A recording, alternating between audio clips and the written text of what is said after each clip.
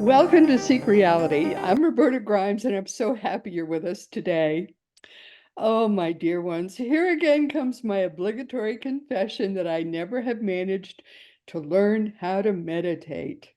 But our guest today is the remarkable Kelvin Chin, who is a meditation star. Now, okay, some of us are good at some things, some are good at other things, and thereby hangs a tale. You can't be good at everything. Meditation is a wonderful skill for quieting and deepening your mind, and I wish I had ever learn. I just don't have it. Okay, let's be frank. I've never had the patience to do it. Some people swear by it. My husband tells me that transcendental meditation, which he learned in the 70s from the Maharishi Mahesh Yogi himself, who was, teacher to the Beatles, he tells me it's the only thing that ever helped him manage to get through life. But nevertheless, I still can't quiet my mind enough to do it. So I just lean on my spirit guide, Thomas, and he gets me through life just fine. Our guest today, though, is a meditation star, and he is our guest on Seek Reality for the fifth time.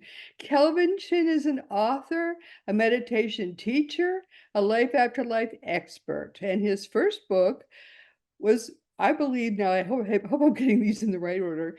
It was called Overcoming the Fear of Death Through Each of the Four Main Belief Systems. His second book is Marcus Aurelius Updated. Oh, I hope Marcus didn't mind. 21st Century Meditations on Living Life. His third book is After the Afterlife, Memories of My Past Lives. And this was a fascinating one. I think that's the one we're going to sort of be using as our basis as we talk about how reincarnation affects us and how it works. Kelvin is the executive director and founder of the Turning Within Meditation and Overcoming the Fear of Death Foundations, and he is an internationally recognized meditation teacher who has been featured in Business Insider, Newsweek, and Kaiser Health News. He has taught meditation at West Point and in the U.S. Army, including on the DMZ in Korea. Wow, I'm just glad he didn't get captured while he was there. Kelvin has taught meditation to thousands of people in more than 60 countries, and he is a graduate of Dartmouth, Yale, and BC, or Boston College. We called it BC College School of Law. I went to BU, he went to BC. Kelvin, welcome. It's so good to have you back with us today. Great to see you always again, Roberta. Yeah. So we were talking about sort of what to talk about, and what I want to do, he knows a lot about reincarnation, and it's never been an interest of mine because I've been too sort of in, I want to do, there's so many directions. I should sort of preface this by saying that you can go in this vast, vast world of afterlife studies, spiritual studies, meditation studies. This is like a whole world of related studies that you can sort of choose to kind of make your focus, but you can't do them all. It's like sort of like we're at the world's biggest banquet of information. You just can't do them all. So Kelvin has taken one sort of area or a couple of areas, and I've gone in a slightly different area or set of areas. And so we're going to talk more about reincarnation today, and Kelvin is going to kind of lead us. And I'm excited about doing that because I want to learn more about reincarnation, frankly, myself. So can you give us kind of a little overview of Sure. how reincarnation works? Yeah. And first of all, I'll kind of insert something personal, which is how this happened with me was not because I was even interested in reincarnation at all. In fact, I didn't believe in reincarnation, past lives, whatever. I didn't believe in it when I started spontaneously having experiences in my mid-20s, a long time ago, a couple of decades ago, as you know. And Very recently, right? yeah, like 1977. But the thing is, I was skeptic of, I'm kind of basically skeptical about everything experiential anyway. I like to put it through the crucible of rational, does it make sense? Is there some way to explain and interpret these experiences in a way that does make sense? But back in 1977, I was meditating, as you said, for about 7 years then. Very easy technique, by the way. Don't try to quiet the mind. The mind will quiet itself if you allow it to, but we won't digress to there. He has tried to teach me. It I just know. I've tried didn't to fail. teach. I failed. Yeah, you got to actually take the class, though. But anyway, so here's the thing. Reincarnation, I was like, what? People would talk about it, as you know my history with meditation. I would go to these big meditation courses. There's 500 or 1,000 people literally in a conference room and so forth. And during the breaks, you hear people talking about reincarnation, blah, blah, blah. Because I don't know, there were a lot of people who were into it. And I was like, I learned to meditate because I was stressed out, and you know my story. I mean, that's why I was interested in meditation. Reduce my stress, my anxiety level, so forth. I was Right. not into spiritual stuff at all. And then I started having memories. And the very first one that happened with me, I didn't even know was a reincarnation related experience. It was a bad dream. I had a nightmare. And I thought that was it. It was a bad dream. And about 6 or 8 months later, I started having odd experiences. Odd is an understatement. Odd experiences during a group meditation with a whole bunch of, my history. I started with TM for about 10 years. And I was with a bunch of TM teachers, and we were meditating in a group. There were about 75 of us in the hotel at the time. And we were doing energy movement exercises in addition to, separate from the meditation itself. And in those energy moving experiences, we'll talk about techniques, we'll mention, that what happened is I started having so much energy moving through me that one jolt of energy pushed me onto my back on the floor. We're sitting on this foam mattresses. And I flipped over on my back and I started feeling like I was being crucified upside down. My feet were behind my head, and it was an energetic experience. I was involuntary. My arms were out to my side, and I was reliving a crucifixion experience, and it was very painful. I had the physical, the emotional, and the visual, with my eyes closed, the visual images and so forth of what was around me and so forth. And it was a long, long time ago. That's all I knew.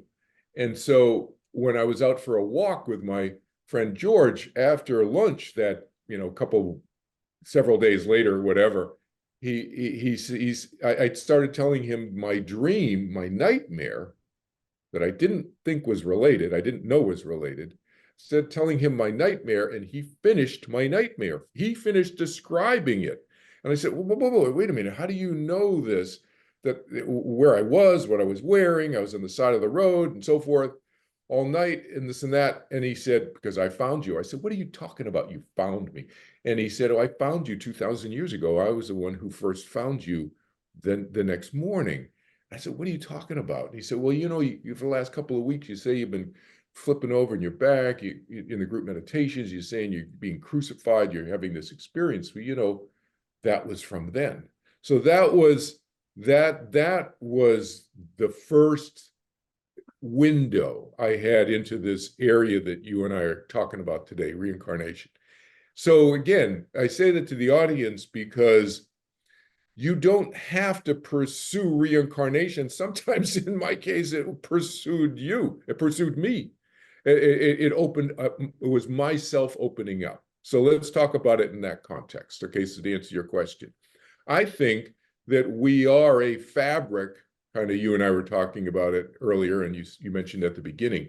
There's so many different areas of ourselves that we could look at ourselves through different windows, different filters. And you choose to look at ourselves and yourself through certain windows. And I have other windows, and we're all unique and we're all different. And they're not right or wrong. They're different windows into ourselves and the universe that we live in. So there's ourselves, and then there's the universe. And are we connected? Yeah. but there's ourselves we're looking through, and we look through our filters or windows or glasses, and we see ourselves in the universe. Reincarnation to me is just another one of those windows. It's not the window that everybody has to look through to learn more about themselves. It's a window. It's one of the many windows that we can look through. Right. For That's right. me, as I said, it just crept up on me completely out of the blue. Yeah, Totally. Yeah. you know, and so after that, I had a slave experience where I was almost drowned. Um, and again, that was even older, and I connected the dots with the experience, and I'll explain to you what I mean by that. But it was 2,300 years ago or 2,400 years ago, something like that, because I saw ships. So I knew that these were old ships. These were ramming ships. They had ramming apparatus on the front of the Yes. ships, and we were rowing, and I was a slave. I was one of the rowers on the ship, one of the hundreds of us on some of these big, huge ships. And I didn't realize at the time when I first had the memory, but then I figured out I was on the Mediterranean Sea, right? And in one of these battles. And then I saw in that experience, I saw an image of a thing, a ramp coming down from another ship onto our ship. So that's how I figured out that I was probably on a Carthaginian slave, because the Romans were using these ramps to come down, and they would hook on like with a metal, I don't know, it was made of bronze or something, a metal beak. They called them, the Latin word was whatever it was called, corvus, I think, which is like a beak of a raven. So because it looked, so a hunk of metal would come down and hook onto our ship, and then across the ramp would run all the Roman soldiers onto our ship and then fight, so forth. And our ship got blown up with some tar or something like that, or whatever they lit, and I was on a piece of wreckage. That was my first memory of that lifetime, was trying to stay alive on a piece of wreckage floating on a huge body of water that I later figured out was the Mediterranean. Wow. Have you always been male? No, I know that I know of at least one lifetime. I don't know how many out of the many, but at least one lifetime I was a woman. I have a memory of being a woman, Fascinating. but mostly men, I think. Yeah, So amazing. yeah, So do you have any memories of having planned a lifetime? yeah. Actually, I do. Uh, I have a couple of memories that I'm sure that I've done this many times, but I have specifically a couple of memories of a couple of, I mean, several memories of a couple of lifetimes where I did that.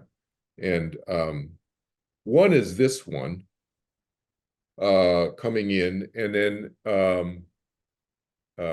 with certain family, my mother and I have an old relationship, and then 2,000 years ago, I know that I was part of the plan to come in with a whole group of people then, and then recently, meaning when I was writing the book, actually, this book, so as you said, I have three books, but the one we're talking about is this one, After the Afterlife. When I was writing this book in 2023, so February of last year, I was swimming. So what I'm going to describe to you, to answer the question, this is an interesting one because it has a lot of different layers to it. I was swimming.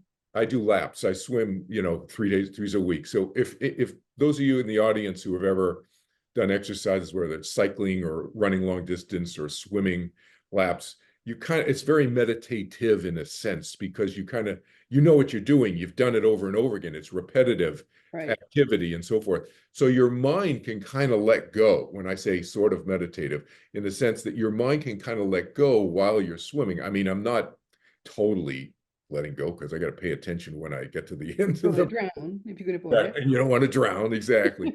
But you're in this kind of more let go mode. And in that more letting go mental mode, I had an insight. This was in February 2023, while I was in the middle of writing the book. So I was already well into writing the book.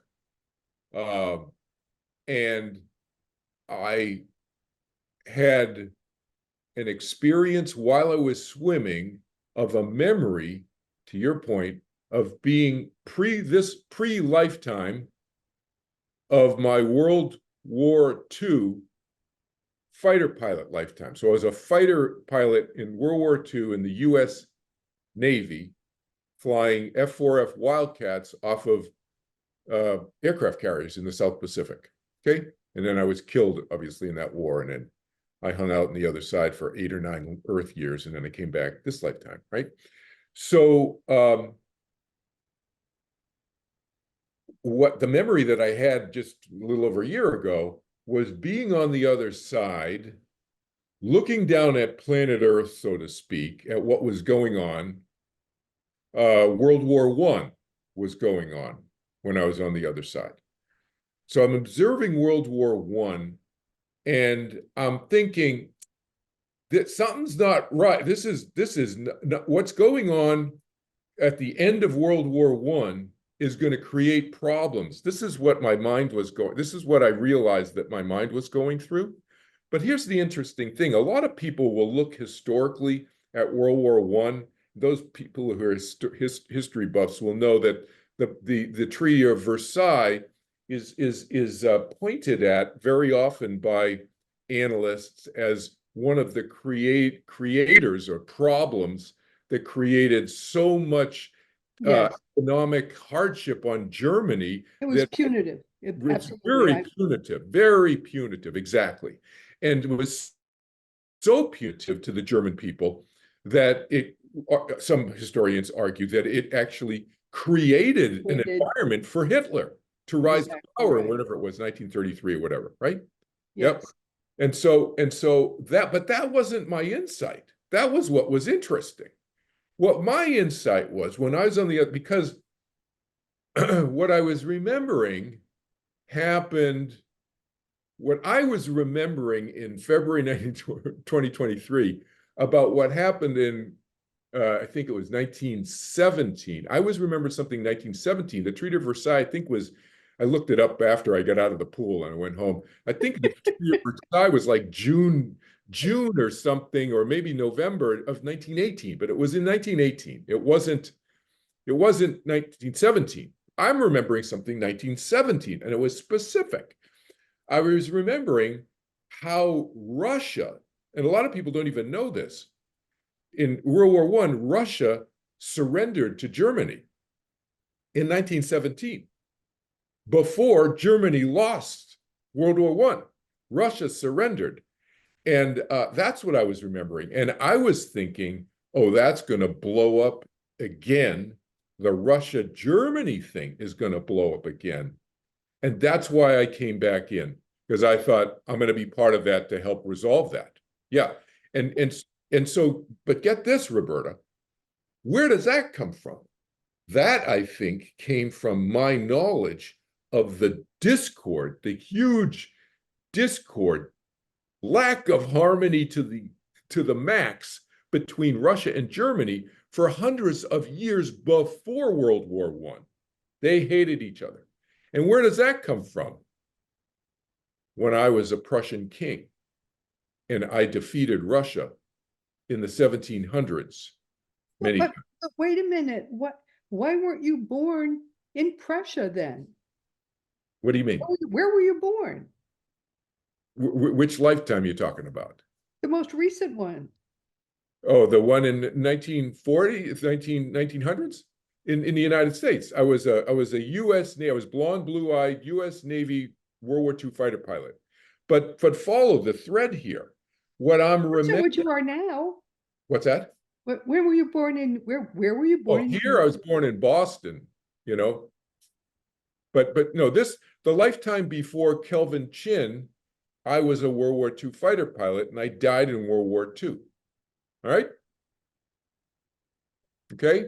But what we are told, what I understood is that we don't recycle as quickly as you seem to have recycled. Oh, you can recycle in seconds. Are you serious? There's Oh, lots no, of you can, but most people yeah, don't. Most people stay there that's right. until the people in their families have all come back. Happy reunion with A your, lot of people will do parents and that. stuff. Yeah, a lot of people will do that. But the bottom line with it, it's all free will. It's all free It will. is. You said So you haven't I've hung people out there haven't for waited. You didn't wait for all your family to return in all of these lifetimes. You came no, shooting and right it back in. depends. Well, look, I have memories of a couple of dozen lifetimes that go back 6,000 years. So when you say all of these lifetimes, I've More probably had recent lifetimes. I've probably had thousands of lifetimes, But the and recent some of ones, them let's I've hung out. concentrate on the ones in the 20th century. Well, the 20th century one, just that one, I hung out for 8 or 9 years. That was the shortest that I remember. But I've been on the other side for hundreds of years at times, or maybe dozens of years, or hundreds of years on the other time between other lifetimes. But these recent ones, you just went zip, zip, zip, zip, zip. But we say recent ones, it's just recent one, the one. Okay. There's only one lifetime besides this lifetime in the 20th century. There's only one, Okay. right? So Right. the 'Cause Prussian, you the were making Prussian me one, nervous there that you were on this I just came back roller once. coaster here. It's just, but you hold on. It's just like it's a one lifetime. One lifetime. Okay. Yeah, one. Not a roller You had coaster, to just shoot one. back in. You were worried about the Russians and the Germans and Well, no. I think I was on the other side for 50 years before that one. okay. All right. That's more realistic. Yeah, well, it's just realistic is it's not real. It's whatever somebody chooses to do.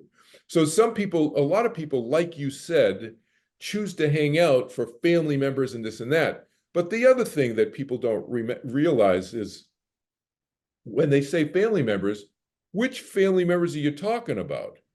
You're talking, most people Recent are ones. exactly, most people are talking about the recent ones. But what a lot of people don't realize is that when they die, there are hundreds, Oh you could yeah. Oh yeah. thousands of family members greeting you when you From die. prior lifetimes too. Oh yeah, the Yeah. people who remember you and have been waiting for you and who you don't remember until you see them again, and then you recognize who they Oh are. my goodness. It's Great Aunt Mildred from Two Lifetimes Exactly. Back. I just love you, Great Aunt Mildred. Yeah, or or somebody who's not even, they're not genetically, they're not part of your DNA chain But a dear biologically. friend from a long time ago. Well, Yeah. or even a family member from a long time, because DNA is biological. We're Right. talking It's of your energetic. body, and the body's not here anymore. The body isn't there, and they don't have a body. So that it's not DNA, it's not genetics. People think, oh, genetics, DNA. That's all It's love. biological. That's Right. planet Earth. Okay. Right. That's planet Earth's thinking. So back to the Prussian thing. See, that's from 250 years ago. The point, the point is that one, Wish we had a diagram thing because you're confusing everybody at this well, point. here's the teaching point.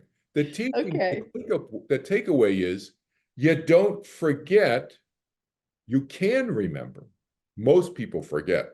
Can you remember who you were, and can you take knowledge of the aspects of what made you up as that unique individual with you? Yes, we do.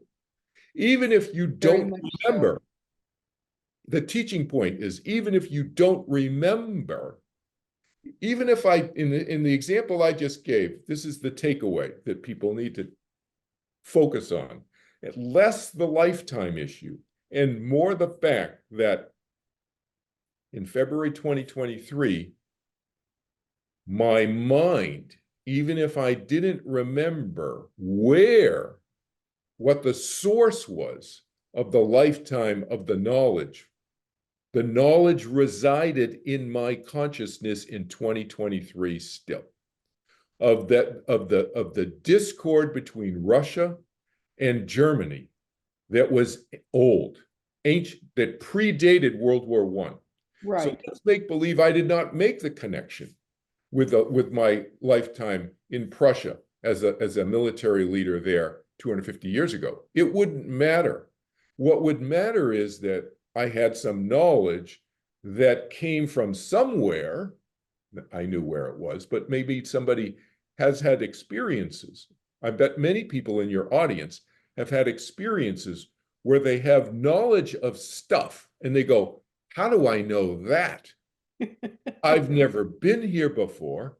Right. Never been to this geographical location.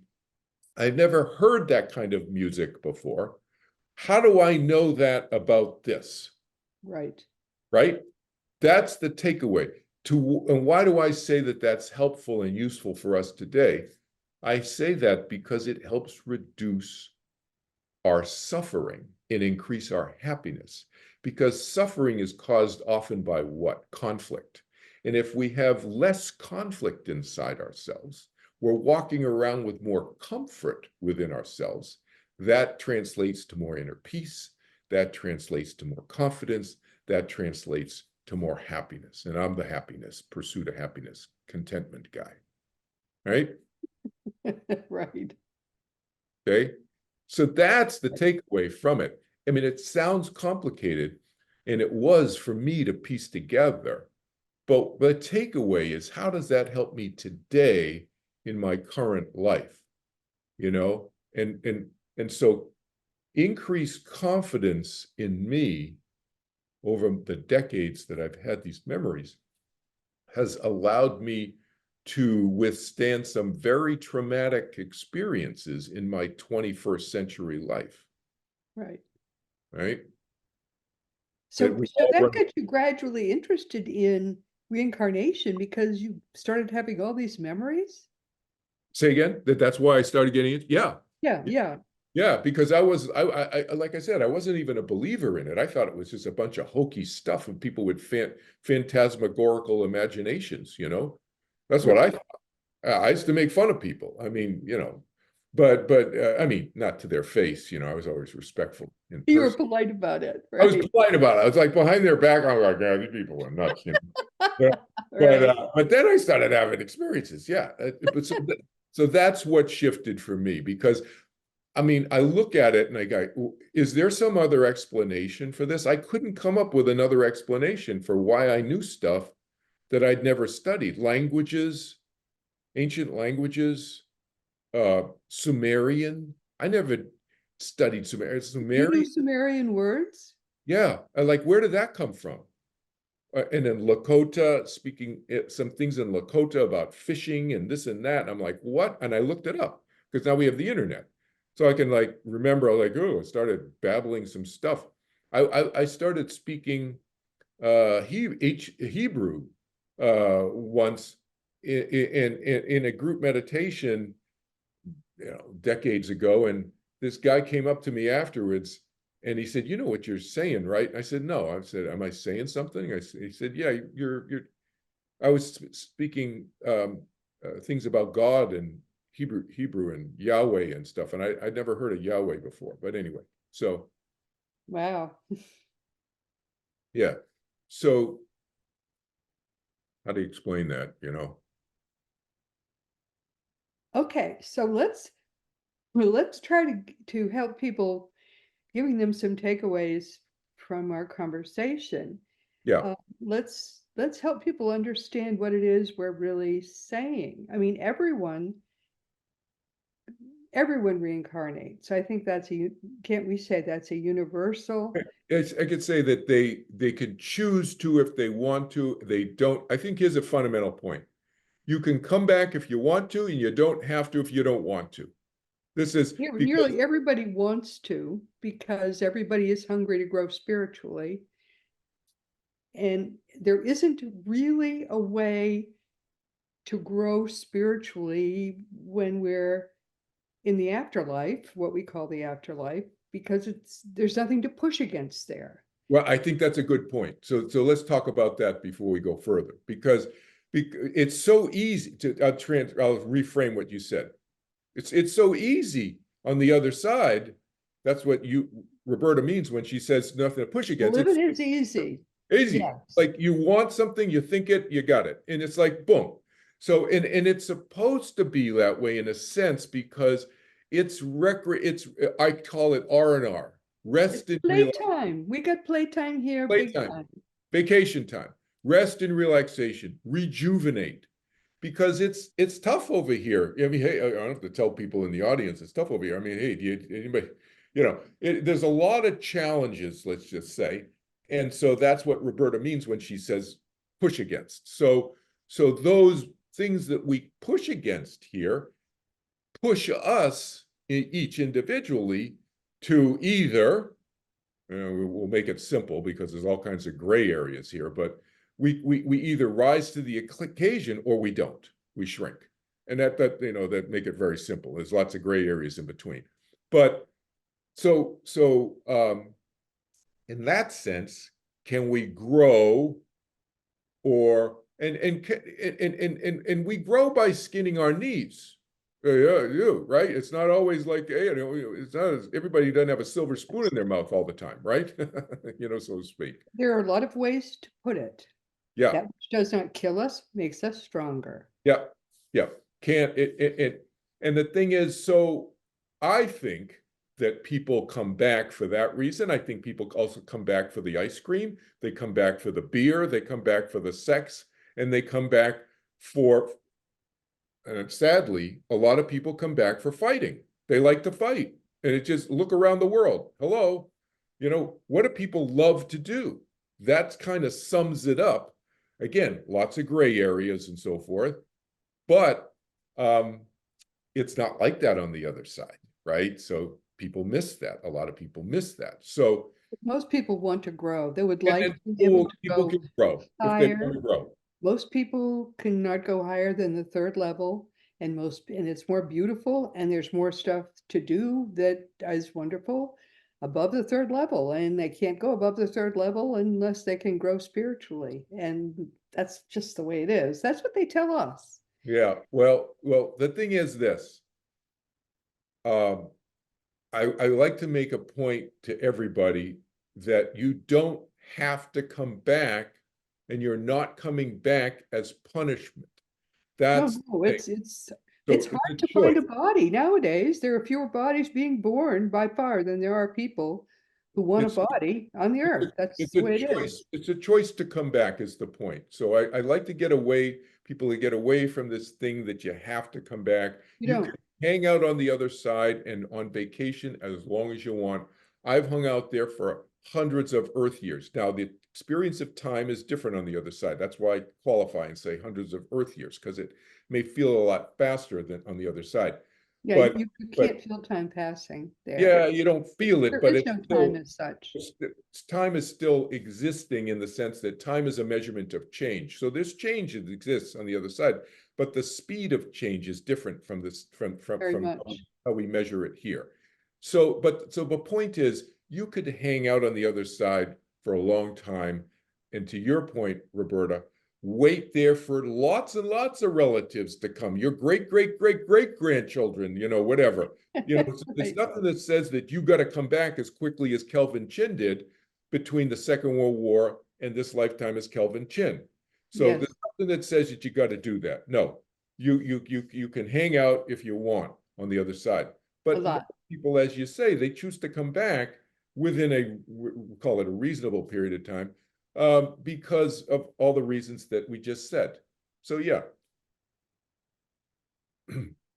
But and then we carefully plan our lifetime, and we plan our lifetime to have negative experiences, or what seem to be negative experiences, because those are the ways that we can grow. People will say, I never would have planned this. I can't tell you how many people have said that to me about all the negative things that happened to them, but oh yeah, they did. Because they knew that would be an opportunity to grow. That's possible. That is possible. That's true. That also, people need to remember that even if we planned stuff out before we came in, nothing always goes according to plan. That's true. Heard that phrase before? I mean, I'm sure everybody has heard that phrase before. It didn't go as planned. Yeah, because there are other minds involved besides ours. And there's a lot of replanning that goes on Replanning, during our lives. restructuring, everything. And the thing is, people forget that the world, the universe doesn't revolve around each of us individually. No, there's quadrillions of other minds if you It's include like all the playing animals. 20-dimensional chess Oh, every if you day. just, yes, exactly. It's like 20-dimensional chess, exactly. It's like on this planet alone, never mind other planets, on this planet alone of Earth, we'll just say focus on Earth. It's complicated enough. Quadrillions of minds because there's 8 billion humans, and I don't know how many monkeys and dogs and cats and horses there are, Yeah. whatever. There's lots of minds, is the point. And is every horse or zebra affecting me very, very directly? No, no, no. But Well, the zebras, they try to stay away from you, I think, right? exactly, just stay away from me. But no, so but seriously, it's like, are they affecting the ecosystem that I live in and the air that I breathe on some micro level? Yes. So there's effects by everything, by everybody. And the example I give often in my classes is I could be on the other side with you, Roberta, in between lifetimes, and say, hey, Roberta, this we'll say 100 years from now. So, 100 Earth years from now, we're on the other side. Roberta, hey, how you doing? Hey, let's go back this lifetime and hang out. Let's We got to plan a lifetime. Let's do it. let's plan our next lifetime and go to kindergarten together and spend more time than just, when we met when we were adults and the whole thing. And then Roberta and I look, let's use Roberta and I as an example for the audience. Roberta and I are looking down and go, hey, Roberta, look, there's a family right there in Maryland. Let's go down to that family. And you go to that family. I'm going to go to that family. We're in the same neighborhood. And we're probably going to, and look, they're already friends. The mom and the two mom and dads are already friends. Let's go to those two families.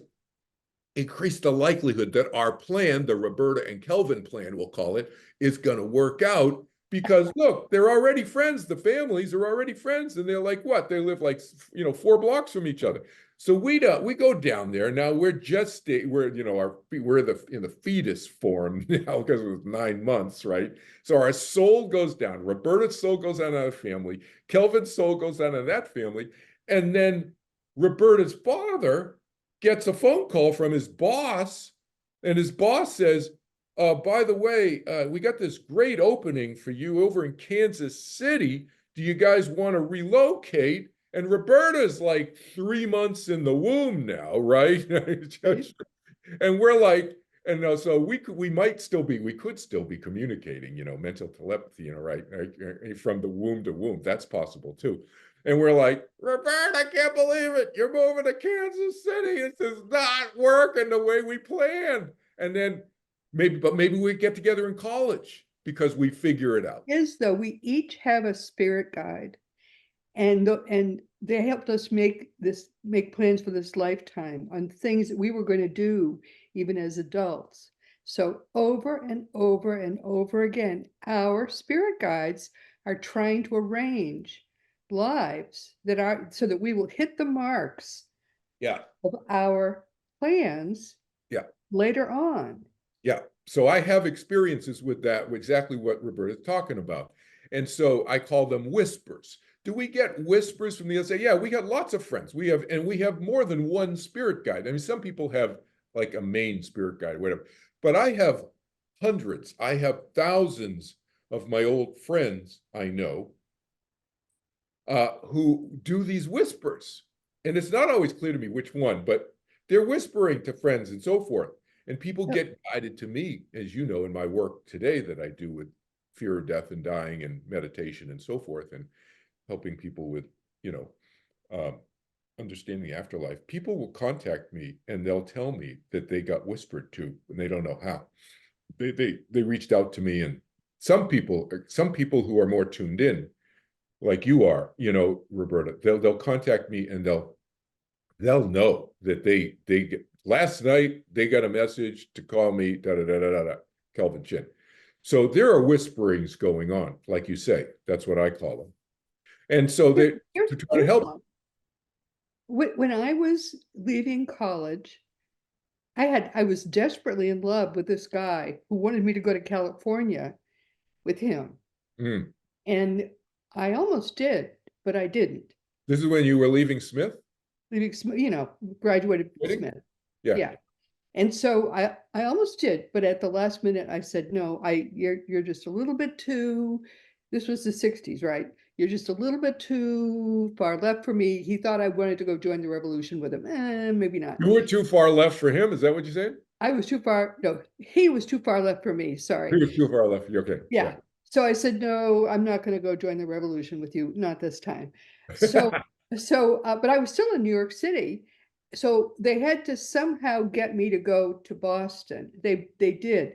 3 days later, after I moved to Boston, the people I was rooming with, I moved in with two girls, and they took me to a mixer. I walked into the mixer. In that dark room, there was one boy who had a halo around his entire body. What do you do? I went over to start talking to him. I've been married to him for almost 50 years. So think of what my spirit guide had to do to make that work. Yeah. He was one I was supposed to marry. I almost went to California. Yeah. So he was So, whispering to you, and he was whispering to your husband to go to this thing, and yada yada yada. yeah. I mean, these are the things they do to make our plans work. They have to keep pushing and pushing and pulling at the people we beforehand, before our, we were making the plans, we're making the plans work, and they will do it over and over and over again. And the other thing take away from this, in addition to what Roberta is saying, is that, and sometimes people will listen to these whisperings, and sometimes they won't. So there's no But they'll guarantee. keep So they may trying have to whisper again to and somebody again. else, and so forth and so on. It doesn't always work exactly the way people plan. That's the takeaway, I think. People, and so it's not to say don't plan, it's to say understand. I think there's several takeaways. One is understand that it doesn't always, you don't just plan once and then that's it. Because I hear a lot of that. But there's sometimes replanning, to use Roberta's word, there's replanning that needs to go on.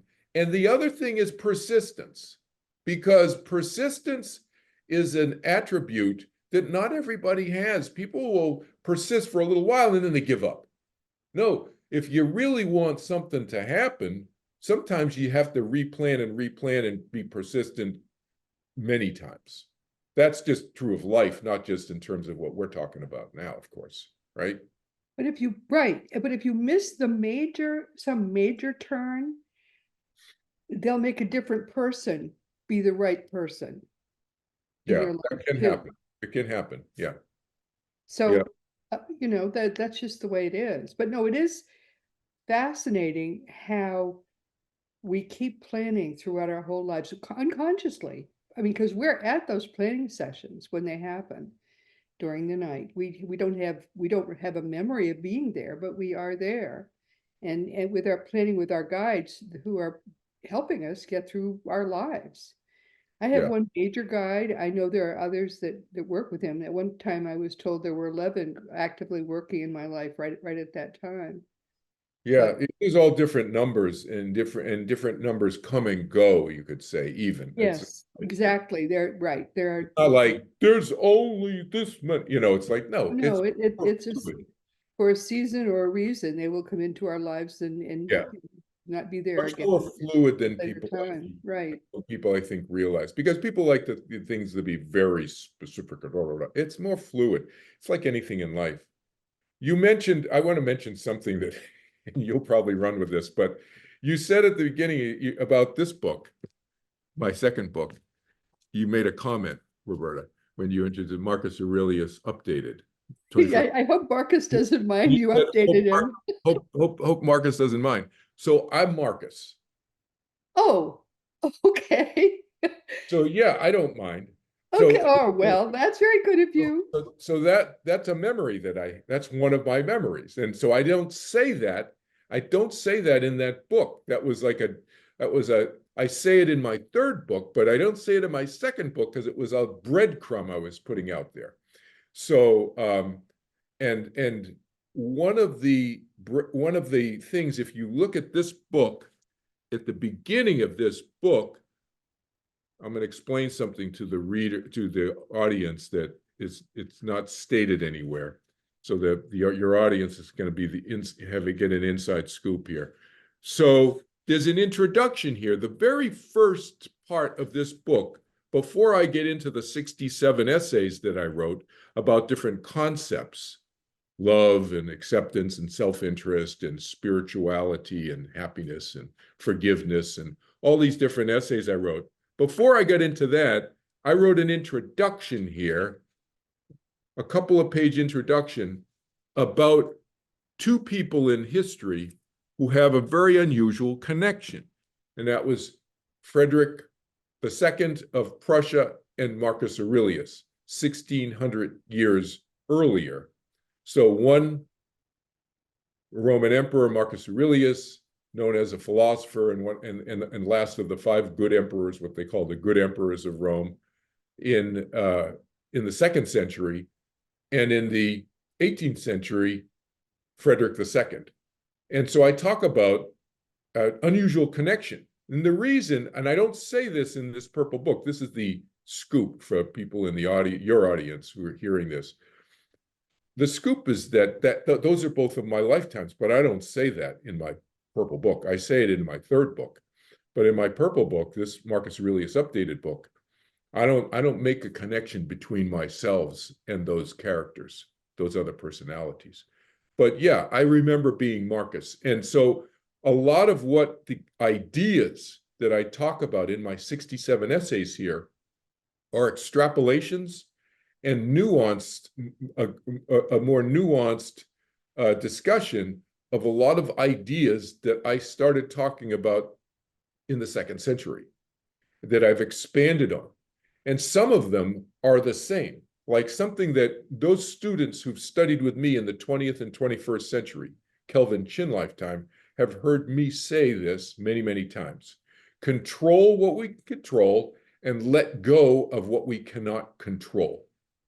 And that's one of Marcus Aurelius's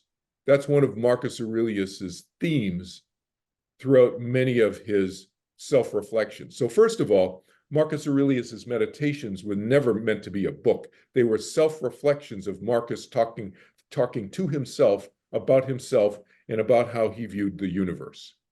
They were collected in around 800 AD by somebody, and then they were published in the 1700s. Early 1700s, they were published as a book, and they were called Marcus Aurelius's Meditations.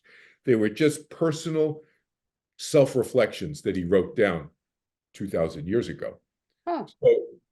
But there's a theme there, and there are many themes that run throughout his Marcus Aurelius Meditations, that if somebody took that book that's called Marcus Aurelius Meditations from 2,000 years ago and compared it to my book from 2021, they'd see a lot of crossover. Be interesting. Huh.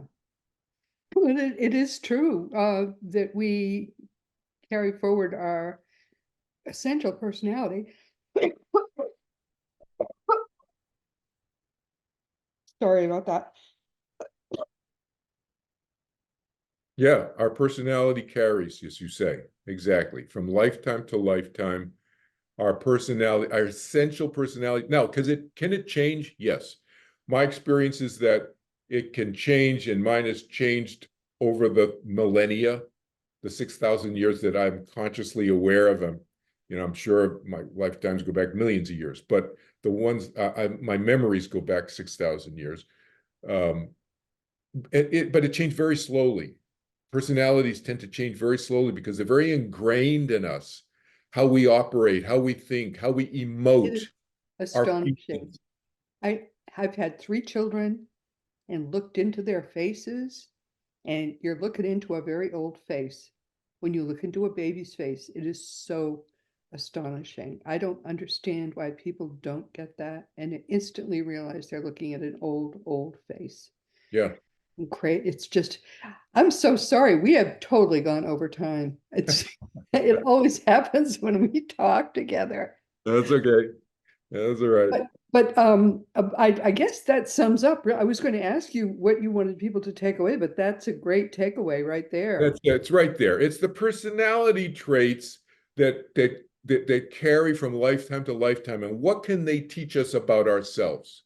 How can we look at that and then learn from that about ourselves to improve the quality of our lives in this present current lifetime? Because it's all about the present, it's not about the past. And then the people, you don't have to remember your past lives. All you need to look at is your emotional patterns, which are right below the surface of our thoughts and our actions. We have emotional patterns. You can look at them, and those are very much linked to our ancient past. Whether we realize it or not, doesn't matter. That very well said. Well, consider yourself hugged, my dear. I will. I'm definitely going to have you back. I always love talking to you. So Lots of fun. big, Lots of fun always, Roberta. Yeah. very big hug. Big hug to you too. And your website, I think, is turningwithin.com, right? Turningwithin.org, because nonprofit. .org? Yeah, .org. My daughter is now teaching meditation with me too. If anybody wants a younger, more beautiful meditation, How could anyone be more beautiful? Seriously. my daughter, her website is turningwithinmeditation.com. So you were close on what you said. Turning Oh, within. that's where I got the that's where I got the .com. That's hers. Mine is turningwithin.org, but we both teach through my nonprofit. And people can just Google my name also. That's an easy way to find me, and they can find my books that way. And in my YouTube channel, they can find that way easily. Just Google my name. It's probably the easiest way. I have 4 different websites, and by Googling my name, searching for my name, they'll find all of that. Well, I just I think what you're doing is terrific, and everything you do seems to me to be fascinating. So thank you so much for being. One thing I want to say, Roberta, is that I do a free consultation worldwide with anybody. They just need about anything that I do. They just need to go on one of my websites and send me an email and schedule. Okay, big hug then. Thank you so much, dear. Take care. I don't know, I just always enjoy so much being in your presence and hearing your stories. But once again, my beloved friends, we've actually gone over time this time, as I always do when I talk with Kelvin. This has been Seek Reality with Roberta Grimes. I'm so happy you could be with us today. Please never forget that you are a powerful, eternal being. You never began, you never will end. And when you get that, when you understand all the implications of that fact, it changes everything in your life for the better. Next week, our guest will be Carol Morgan, who will be with us for the 24th time. Oh my goodness. She's been with us for actually almost probably 4 times a year for the last 10 years. Well, that's just about right, isn't it? I think everyone here by now knows their story. Carol lost her son, Mikey, when he was only 20 in an auto accident, only to learn after he had transitioned that Mikey is a 6th level being who had last died in the 1600s. And Mikey had come back because he was so worried about us. He wanted to teach us through Carol, which is something that, of course, I did not believe in the beginning for 1 minute. But I have tested Mikey Morgan 6 ways to Sunday, and he is exactly what he claims to be. Mikey Morgan is indeed a 6th level being who last lived in the 1600s and who now teaches us from the level that's just below the source level. We're honored to have him as our frequent Seek Reality guest. He answers everyone's questions. I've never seen him make a mistake in hundreds and hundreds of questions. He's a beautiful being. He talks like a 20-year-old person from our 21st century, but he talks with the wisdom of the ages. Please be sure to join us next week and meet this extraordinary and revered being who is just a star. And if you have questions for Mikey, you can just simply email them to me at info@robertagrimes.com. And this week we've been talking with my wonderful friend Kelvin Chin. I've actually, he used to live in Austin, so I used to have lunch with him, and he used to say, "Oh yes, I can teach you to meditate." And oh, thereby, as I say, hangs a tale. He has tried, and he really, if anybody could, he could teach me to meditate, but it never quite worked. He was with us for the fifth time this time, and just because we never were able to sort of make it happen more often, but he'll be back. I just enjoyed talking with him so much. He's an author, a meditation teacher, and life after life expert, and his books are wonderful because I've read them. I can tell you that. His books are Overcoming the Fear of Death Through Each of the Four Main Belief Systems, Marcus Aurelius Updated, and he is the update. I just learned that. And also, After the Afterlife, Memories of My Past Lives. Kelvin is the executive director and founder of the Turning Within Meditation and Overcoming the Fear of Death Foundations. He's a meditation teacher worldwide, and he has taught at West Point in the US Army, including on the DMZ. And I think that's funny. I don't know why I think it's funny. Why would anyone go there? But he somehow got out safely. He's always, to me, a lot of fun to talk with, and he's full of enjoyable ideas about how people can better connect with spirit and better connect with themselves, which to me is even more important. Now, as you know, our great friend Craig Hogan is the president of Seek Reality Online, which is your one-stop resource for all things afterlife. You are going to live eternally. A lot of people say they don't want to, but really, we don't have any choice in the matter. Your life is eternal. So go to Seek Reality Online, learn from the person who is the international expert on that topic, and make yourself ready to have that wonderful eternal life, which is just in front of you.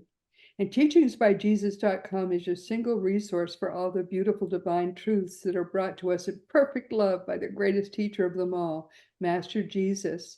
Now that the Christianity that was started by the Romans, it was started by the Roman Emperor Constantine and not by Jesus. And now that it's dying, it's Jesus's turn at last.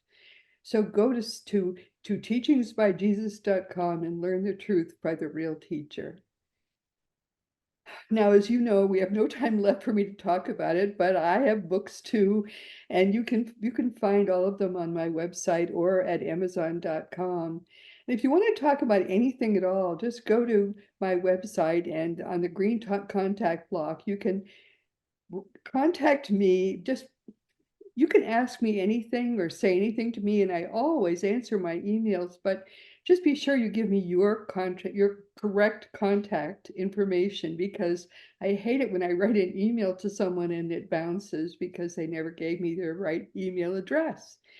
And all the more than 550 past episodes of Seek Reality are available wherever audio podcasts can be found. You can see the new video episodes. And actually, I suppose I do have a good face for radio, but it's not bad actually for video as well either. And you can find those episodes on Roku, Fire Stick, YouTube, and elsewhere.